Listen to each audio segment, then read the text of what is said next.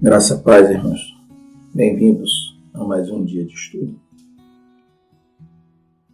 e orientação da Palavra do Senhor. Gostaria de hoje compartilhar a passagem que está em 1 Samuel, capítulo 3, do versículo 1 ao versículo 14. Como escolher uma mensagem? Como a mensagem ela vem para nós? Para eu poder compartilhar com a igreja, com o povo de Deus, com os santos e remidos do Senhor, eu preciso levar uma mensagem. E a mensagem ela precisa conter o coração de Deus. Eu não posso trazer uma mensagem porque eu acho que as pessoas precisam ouvir esse assunto. Eu vou trazer essa palavra porque tem muitas pessoas que erram nisso. Eu vou então levar essa palavra para corrigir. A intenção não pode ser essa. Eu vou compartilhar com o corpo de Cristo, para a edificação do corpo, aquilo que Deus está me confiando, como revelação, como instrução, aquilo que eu aprendi, eu vou compartilhar com meus irmãos. Amém? Passagem de 1 Samuel, capítulo 3. Vou ler desde o primeiro versículo até o verso 14. E o jovem Samuel servia ao Senhor perante Eli, e a palavra do Senhor era de muita valia naqueles dias. Não havia visão manifesta. Excedeu naquele dia que, estando Eli deitado no seu lugar, e os seus olhos se começava já a escurecer, que não podia ver. Estando também Samuel já deitado, antes que a lâmpada de Deus se apagasse no templo do Senhor, em que estava a arca de Deus. O Senhor chamou a Samuel e disse ele: Eis-me aqui. Correu a Eli e disse: Eis-me aqui, porque tu me chamaste. Mas ele disse: Não te chamei eu. Torna a deitar-se. E foi e se deitou. E o Senhor tornou a chamar outra vez a Samuel. Samuel se levantou e foi a Eli e disse: Eis-me aqui, porque tu me chamas. Mas ele disse: Não te chamei eu, filho meu. Torna a deitar-te. Porém Samuel ainda não conhecia o Senhor e ainda não lhe tinha sido manifesta a palavra do Senhor. O Senhor, pois, tornou a chamar a Samuel terceira vez, e ele se levantou e foi a Eli. E disse: Eis-me aqui, porque tu me chamaste. Então entendeu Eli que o Senhor chamava o jovem. Pelo que Eli disse a Samuel: Vai-te, deita-te, e há de ser que, se te chamar, dirás: Fala, Senhor, porque o teu servo ouve. Então Samuel foi e se deitou no seu lugar. Então veio o Senhor e ali esteve. Chamou como das outras vezes: Samuel, Samuel. E disse Samuel: Fala, Senhor, o teu servo ouve. E disse o Senhor a Samuel: Eis aqui vou eu a fazer uma coisa em Israel, a qual todo o que ouvir lhe tinirão ambas as orelhas. Naquele mesmo dia suscitarei contra Eli tudo quanto tenho falado contra a sua casa. Começá-la-ei e acabá-la-ei. Porque já eu lhe fiz saber que julgarei a sua casa para sempre pela iniquidade que ele bem conhecia, porque fazendo-se os seus filhos execráveis, não os repreendeu. Porquanto jurei à casa de Eli: nunca jamais será expiada a iniquidade da casa de Eli, com sacrifício, nem com oferta de manjares. Bem, percebemos aqui alguns detalhes que Deus fala com Samuel. Samuel era um jovem, era uma criança ainda, mas o coração dele se voltava para Deus, voltava para o Senhor. E Deus chama o jovem Samuel. Mas Samuel não conhecia a voz de Deus. Você percebe que Deus chama e Samuel não conhece a voz de Deus, então ele acha que é o sacerdote Eli, que estava cuidando dele, que estava chamando. Ele vai até o sacerdote Eli, o ancião, e pergunta: está me chamando? E ele diz: não, eu não estou te chamando. Volta a deitar. Então ele volta a deitar. Samuel deita na sua cama. E novamente o Senhor chama: Samuel, Samuel. Ele acorda e vai novamente para Eli. Tu me chamas?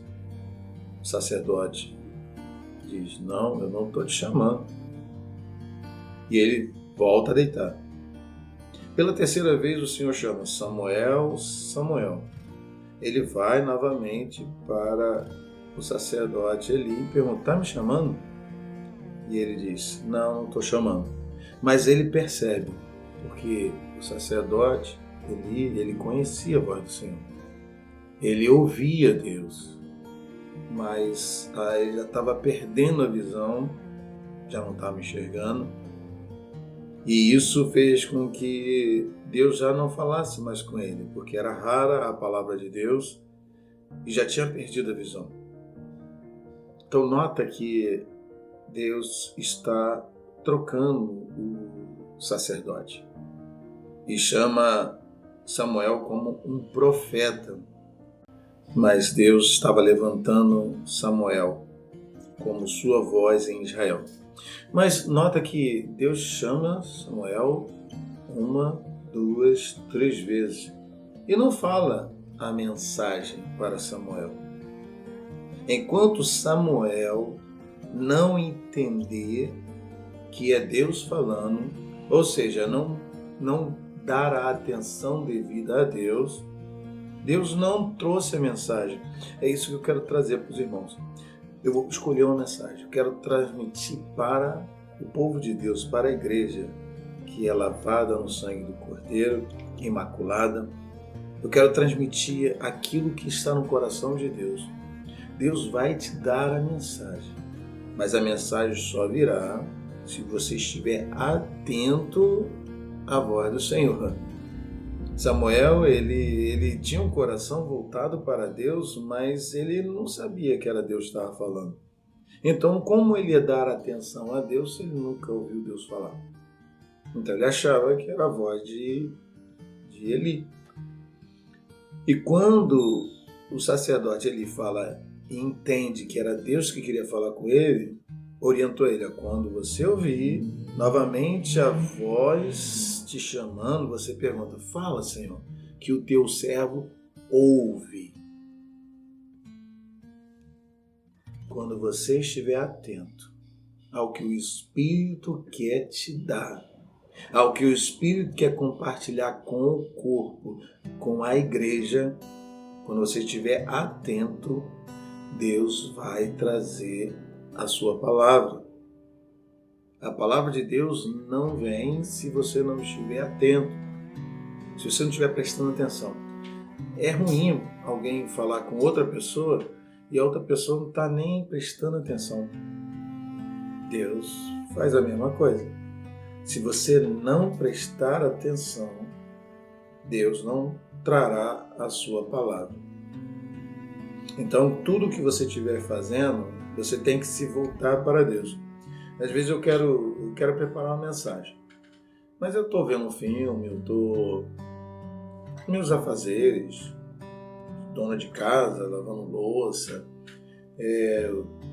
o homem está trabalhando, né? O servo do Senhor está trabalhando, dirigindo. Ele pode ali receber uma mensagem de Deus? Sim, pode, mas a atenção dele tem que estar para Deus. Se eu estou atento ao que eu estou fazendo no meu trabalho secular, Deus não vai falar. Por quê? Não dá para falar com uma pessoa que não está prestando atenção. Você já conversou com alguém e a pessoa, você está falando e a pessoa está olhando para o lado, mexendo no celular, Aí você fala, vem cá, eu estou falando contigo, preste atenção em mim. Eu não gosto. Eu não gosto de falar com alguém que não está nem aí. E quando você fala, a pessoa, o que você disse mesmo? Deus também não vai falar algo se você não estiver atento para ouvir. Então, quando você for preparar uma mensagem, você precisa estar atento ao que Deus quer te dar. Ele vai te dar. Porque Deus fala em todo o tempo. Mas nós precisamos querer ouvir. A pessoa às vezes ela quer, eu quero ser usado como um pregador, como um ministro de Deus para ministrar a palavra do Senhor. Mas ela não fica atenta ao que Deus está falando com ela. Por isso que a mensagem não vem. A mensagem ela vai vir. Mas para isso você tem que estar atento ao que Deus quer te falar. Amém? Agora esse texto tem alguns pontos que eu gostaria de frisar. Olha, presta atenção. Olha o que diz aqui. Samuel ele era muito jovem, então não importa a idade. Se Deus falou com Samuel sendo ele muito jovem, tá, mas eu sou novo convertido, não importa, Deus vai te usar desde que o teu coração esteja pronto para ouvir a voz do Senhor. Olha, naquele tempo, a palavra de Deus era muito rara, era de muito valia, era raro. Por que era raro? Não é Deus que não quer falar, era o povo que não estava atento à voz de Deus. Deus falava com o profeta, Deus falava com os sacerdotes, Deus falava com os levitas, mas eles estavam com os seus corações corrompidos. Por isso Deus rejeitou o sacerdote Eli, porque os seus filhos, ele pegava das coisas que era do sacrificado ao Senhor e eles contaminavam comendo as carnes sem que fosse para o sacrifício e ainda se deitava com as mulheres. Então percebe que eles eram jovens que infringia a vontade do Senhor sendo sacerdotes, deveriam ser líderes e exemplos. E Eli conhecia tudo isso, sabia que os seus filhos faziam isso e não repreendeu. E Deus então rejeitou o sacerdote Eli. E como Samuel ele estava aos cuidados de Eli, Deus viu o coração de Samuel e levanta Samuel como um profeta. Mas ele era muito jovem. E além da palavra de Deus ser rara, a visão também não era muito manifesta. Se não tem a palavra de Deus em uma igreja ou em algum grupo, não vai ter visão de Deus. A visão de Deus ela vem por causa da palavra. Tem pessoas, ele é um visionário, ele tem visões, ele tem grandes sonhos, mas sem a palavra de Deus são visões humanas, são sonhos humanos. Tem que ser respaldada na palavra de Deus. Isso sucedeu naqueles dias que, estando Eli deitado no seu lugar e os seus olhos se começavam a escurecer, que não podia ver. Está vendo? O sacerdote Eli, ele estava com a sua visão muito limitada. Por quê? Porque a palavra de Deus na sua vida era rara. Se nós estamos com a nossa visão limitada, é porque a palavra de Deus em nossa vida está muito rara. Entre em contato com a palavra, busque, leia a palavra diariamente, crie o hábito de ler a palavra. Isso vai trazer visões de Deus na sua vida. E a visão de Deus são mais altas que a nossa visão. Seus pensamentos são mais elevados que nossos pensamentos. Ele tem pensamentos bons ao nosso respeito. O que Deus tem para nós é muito melhor do que os meus sonhos e meus planos. Olha, estando também Samuel já deitado, antes que a lâmpada de Deus se apagasse no templo do Senhor, em que a arca de Deus estava, antes que a lâmpada se apagasse. A lâmpada não pode apagar. A lâmpada, elas tem que estar acesa. A lâmpada ilumina os nossos corações. Diz assim que a cidade de Deus não precisa de sol, porque o próprio Deus a ilumina, e Jesus é a sua lâmpada. Então nota que a lâmpada do templo não pode apagar. Era responsabilidade dos sacerdotes acender o candelabro, né? Porque dentro do templo não entrava a luz do sol, a luz natural. Quem iluminava o templo ali, o lugar santo, era aqueles candelabros. Precisava ser mantido aceso. E antes que apagasse, porque os sacerdotes estavam deixando a desejar o seu serviço. E a lâmpada estava se apagando. A lâmpada de Deus que ilumina os nossos corações, ilumina a nossa vida, ilumina o nosso tempo, porque somos templo do Espírito Santo, não pode apagar dentro de nós. Ela precisa estar acesa. Ela não pode ser acesa com fogo estranho. Ela precisa ter azeite para que continue a queimar. E aquela chama que arde no coração, que acendia os candelabros, tinha que vir do altar. E era assim que Deus fazia com que os levitas mantivessem acesa a luz dentro do templo. E como nós temos e somos templo do Espírito Santo, essa luz precisa ser mantida acesa com a chama do altar. O altar de Deus é o Calvário, é a cruz, é a bondade do Senhor, é a oferta que foi oferecida na cruz do Calvário de Jesus Cristo. Essa chama dentro de nós não pode se apagar. Essa é a mensagem principal. Jesus crucificado, morrendo em nosso lugar, conquistando a vida eterna. Tudo tem que sair daí. Porque se a nossa mensagem, toda a revelação não vier da cruz, são mensagens deturpadas e que não vêm do coração de Deus. Tudo que viemos a ministrar na igreja tem que ter a sua origem na cruz de Cristo.